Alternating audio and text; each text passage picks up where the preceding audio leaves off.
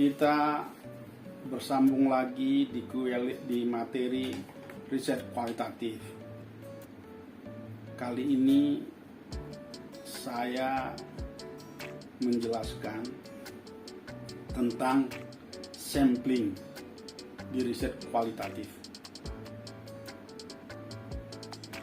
Riset kualitatif ini ciri khas pertamanya adalah umumnya populasinya tidak diketahui.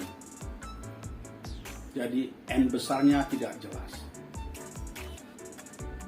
Sehingga kesempatan seseorang menjadi responden yang bakal diinterview itu tidak jelas probabilitasnya.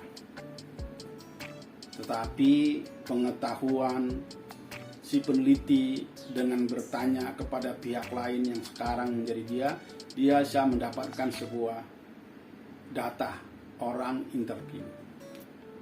Ya, di dalam riset kualitatif, sampling itu dikenal namanya dengan sampling non-probability sampling. Itu bisa dengan proporsi, bisa dengan kuota, bisa dengan snowball sampling, bisa dengan bentuk lain yang ada kalau Anda bisa baca bukunya. Nah, kalau belajar sampling riset kualitatif, saya katakan tadi kita tidak pakai metode-metode yang seperti dilakukan oleh metode kuantitatif.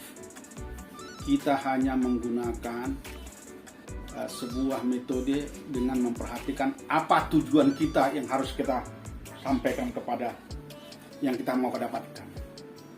Jadi ketika kita melakukan sampling, yang pertama-tama kita sudah mengetahui topiknya dan besaran atau persoalan yang kita mau bahas.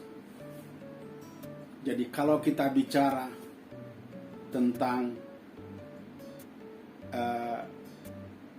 seperti buku saya ini tadi, mencari tarombonya Manurung, maka saya harus mencari marga-marga Manurung yang mengerti tarombo, yang mengerti bikin tarombo.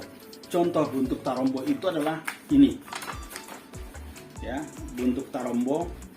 Salah satu bentuk tarombonya adalah ini, ya, ini tarombo dari atas, dari Raja Manurung ke bawah. Nah, saya harus bertanya kepada orang yang mengerti, bukan bertanya kepada orang lain. Sehingga untuk mendapatkannya saya mencari orang-orang yang paham. Kalau tidak, nggak bisa saya dapat nih. Coba Anda bayangkan ini sampai detail ini, sampai kemarin. Banyak sekali nih lari, ya, banyak sekali. Ini sebuah contoh yang katakan ini.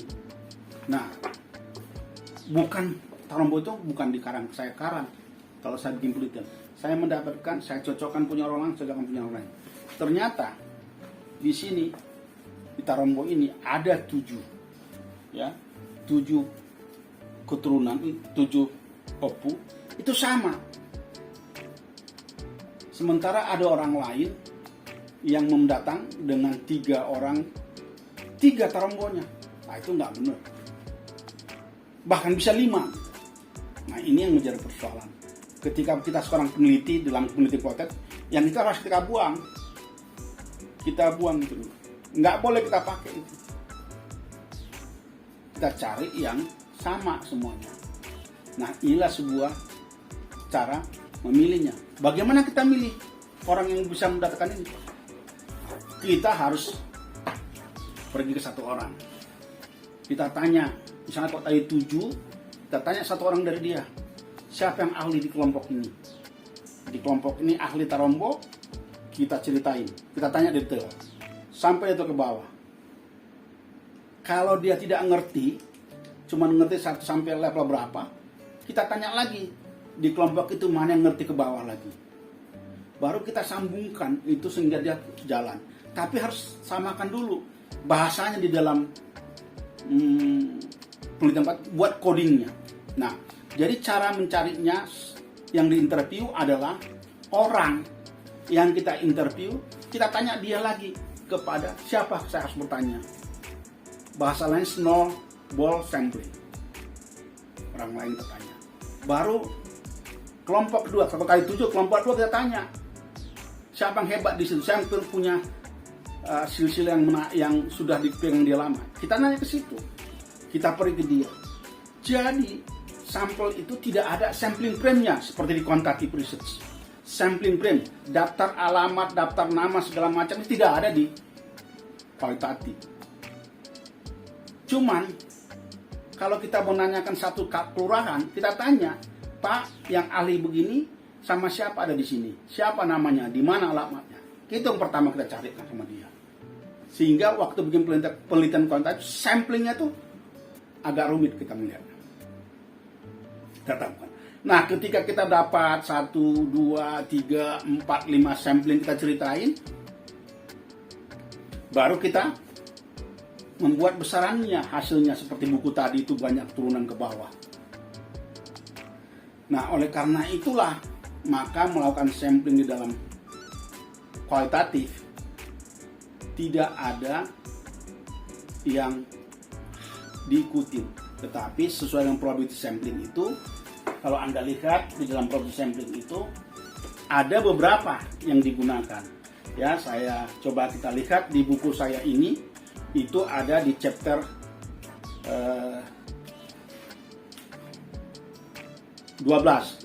halaman 146 ya, 146. Jadi kalau kita sebut di situ ya, sampling itu artinya mengambil jumlah yang mau kita observasi dari sekian populasi, itu sebenarnya sampling.